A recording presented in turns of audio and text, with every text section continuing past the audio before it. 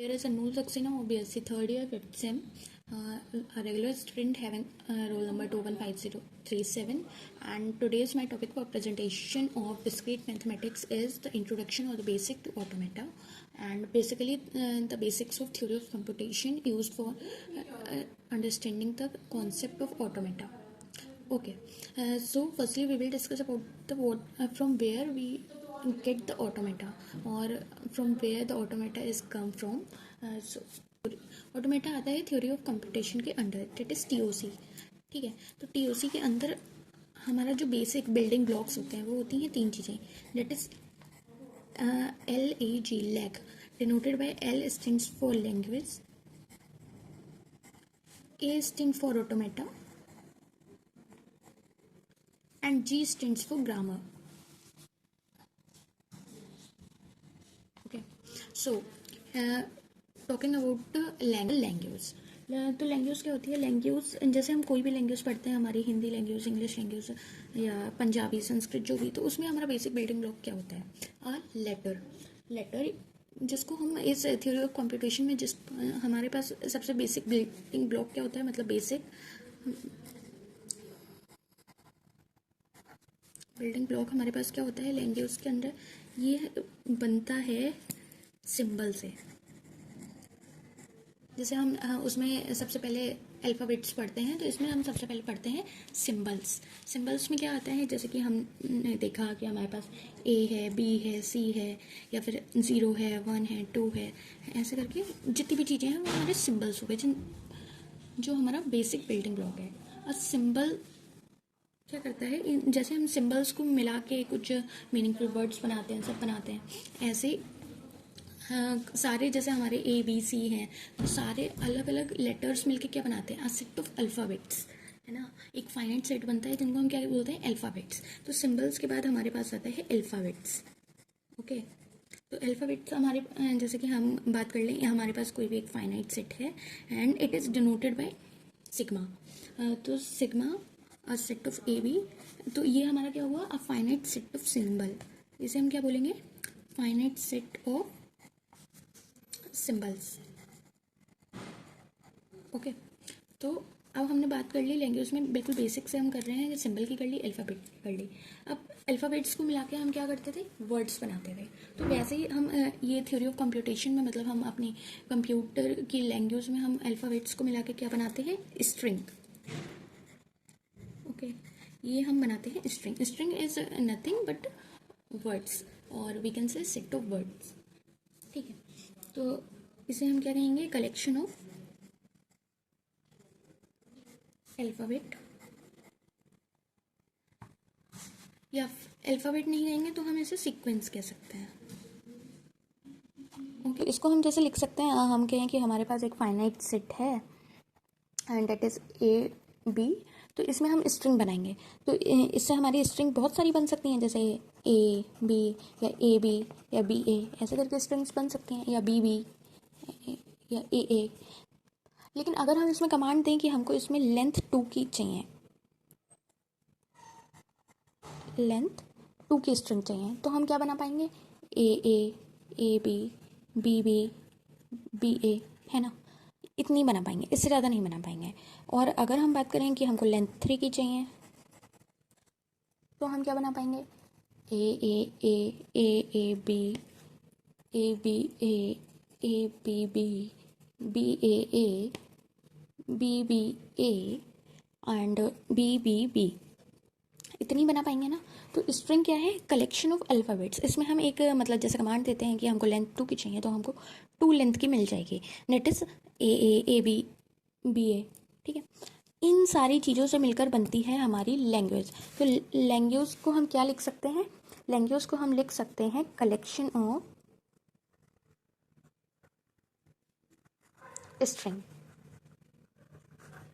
ठीक है, जो भी हमारा कलेक्शन है, जो भी स्ट्रिंग्स है, उनका कलेक्शन क्या होगा? हमारी लैंग्वेज. तो हम इसमें टीओसी में क्या समझ गए हैं? LAG का लैंग्वेज समझ गए हैं. अब लैंग्वेज में बात आती है, दो चीज़ें हो सकती हैं. जैसे हम स्ट्रिंग दे रहे हैं, या तो फाइनाइट लेंथ दे रहे हैं कि 2 लेंथ का है, 3 लेंथ का है ना. तो अब यहाँ बस दो चीज़ें आती हैं कि इसमें हम क्या कमांड देते हैं. एक तो हमारे पास फाइनाइट हो जाएगी, और एक हमारे पास इनफाइनाइट हो जाएगी। मान लिया हमने कह दिया कि हाँ, जैसे हमारे पास सिंगल स्ट्रिंग है सच एज ए ए ए ए, वो आगे बढ़ी जा रही है, तो इसका कोई एंड नहीं है, तो ये हमारे पास क्या होगी, इनफाइनाइट स्ट्रिंग हो गई, मतलब इनफाइनाइट। तो इसमें दो चीज़ें हैं, एक फाइनाइट एक इनफाइनाइट। आप समझ गए, जैसे फाइनाइट लेंथ है तो फाइनाइट नंबर ऑफ स्ट्रिंग्स की एक लैंग्वेज बन रही है, इसमें इनफाइनाइट की बन रही है। अब हम बात करते हैं ऑटोमेटा की। जैसे कि हमने लैंग्वेज की बात कर ली, अब बात करते हैं हम ऑटोमेटा की। यह एक लैंग्वेज रिप्रेजेंटर है, मतलब या फिर हम इसको बोल सकते हैं ये एक ऐसे मॉडल है या मशीन है जो क्या करता है, ये सॉल्व करता है the problem that with the string is a part of language or not। तो ऑटोमेटा क्या है, सिंपली एक लैंग्वेज रिप्रेजेंटर है, एक मॉडल है या मशीन है जो सॉल्व करता है हमारी प्रॉब्लम कि जो स्ट्रिंग है वो हमारी लैंग्वेज का पार्ट है या नहीं। ठीक है, अब जैसे कि हमने अगर इसमें कोई भी एक कमांड दी कि हमको लेंथ 2 की चाहिए, मान लिया हमने इसमें हमारे पास एक फाइनाइट सेट है ए बी, और इसमें हमने कमांड दी कि हमको स्ट्रिंग चाहिए लेंथ 2 की। ठीक, तो और डेट इज स्टार्टिंग विथ ए।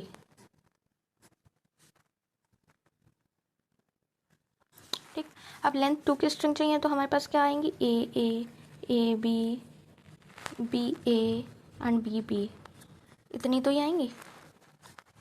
लेकिन हमको चाहिए स्टार्टिंग विद ए। अब हमारी कंडीशन क्या है कि ए से स्टार्टिंग होने वाली चाहिए, तो यहाँ पे ऑटोमेटा वर्क करेगा और ऑटोमेटा हमें बताएगा कि इसके अंदर बस ए आएगी, ए बी आएगी, है ना, यानी कि बी बी और बी ए नहीं आएंगी। तो बस इतना ही काम है ऑटोमेटा का। तो जैसे कि हम कह सकते हैं कि हमारे पास ये पूरा सेट है, मतलब हमारी स्ट्रिंग बन रही है ए बी बी बी। लेकिन अगर हम इसमें ऑटोमेटा लगाते हैं, मतलब हम कमांड देते हैं कि स्टार्टिंग विद ए, तो हमारे पास स्ट्रिंग आएगी A and A B, which represent कि ये एक इसका सबसेट ही बन रहा है। मतलब जो हम ऑटोमेटा में रिजल्ट पा रहे हैं वो हमारे स्ट्रिंग का एक सबसेट ही आ रहा है ना। अब इसमें भी दो चीज़ें हो सकती हैं कि फाइनाइट एंड इनफाइनाइट। फाइनाइट वाले को हम डिटर्मिनिस्टिक बोल देते हैं और इनफाइनाइट वाले को हम नॉन डिटर्मिनिस्टिक बोल देते हैं। That is the very basic of automata. तो जैसे कि हमारा टॉपिक का बिल्कुल बेसिक का था, तो हमने लैंग्वेज की बात कर ली, ऑटोमेटा की बात हमने ऑटोमेटा की बात कर ली। तो ऑटोमेटा की बात करते करते हमने एक चीज़ नोटिस की कि हमारे पास आती है एक और theorem, Kleene closure. Kleene closure क्या होती है, इसको हम स्टार से डिनोट करते हैं। इसमें बेसिकली हमें क्या पता लगता है कि नंबर ऑफ स्ट्रिंग कॉम्बिनेशन हमारे कितने बन सकते हैं एक लैंग्वेज में। तो अगर हम स्ट्रिंग में देखें, एक चीज़ देखें, अगर हम लेंथ 1 की कहेंगे तो ए और बी दो ही बनेंगे। लेंथ 2 की कहेंगे तो हमारे पास 1 2 3 4 आ रहे हैं। लेंथ 3 के कहेंगे तो हमारे पास 8 आ रहे हैं, which is just similar to 2 की पावर 0 और 2 की पावर 1 और 2 की पावर 2, है ना, और 2 की पावर 3। तो ऐसे करके हमको क्या मिल रहा है, क्लीन क्लोजर, मतलब एक हमको फाइनाइट फॉर्मूला मिल रहा है जिससे हम बता सकते हैं कि हमारे एक लैंग्वेज में कितनी number of strings combination present हो सकते हैं। तो बस हम इस स्टार, अगर हम मान लें कि हमारे पास कोई भी एक सेट है, हमारे पास फाइनाइट ए एंड बी, तो उसमें अगर हम कॉम्बिनेशन कहेंगे हमारे पास कितने बन सकते हैं स्ट्रिंग कॉम्बिनेशन, तो वो हमारे पास बन सकते हैं 2 की power n। This is what all Kleene closure theorem says. जैसे कि हमने टीओसी में लैंग्वेज पढ़ लिया, ऑटोमेटा पढ़ लिया, अब हम बात करते हैं ग्रामर। अब हम थोड़ा सा बेसिक्स ग्रामर का भी जान लेते हैं। तो जैसे कि हमारे पास कोई भी लैंग्वेज होती है, उसमें ग्रामर हमारा क्या रोल प्ले करती है कि वो सेंटेंस कितना ठीक है, ग्रामेटिकली ठीक है या नहीं है। तो इसको हम एक स्टैंडर्ड वे ऑफ रिप्रेजेंटेशन कह सकते हैं लैंग्वेज का, that is standard way of representing language. Okay, तो ये जैसे हमारे बहुत सारे रूल बुक होते हैं हमारे इंग्लिश लैंग्वेज में, हिंदी लैंग्वेज में, वैसे इसमें हमारे पास रूल बुक होती है. It is basically a set of things. We can say this quadruple. Okay, we can say this quadr pole. Why? It is set of four things, V, T, P, S, and here V stands for variable. जो भी एक variable दे रखा होगा जिसके ऊपर हमें input output लेना देना होगा. और टी स्टैंड फॉर टर्मिनल, की कौन सी चीज़ें हमको टर्मिनल पे लगानी है, क्या ट्रांजिशन होगा, कितना होगा. पी इज़ प्रोडक्शन रूल, कि किस हिसाब से लगानी है, क्या हमारी रूल बुक है, क्या हमको रूल दे रखा है उसके हिसाब से हमको लगानी है.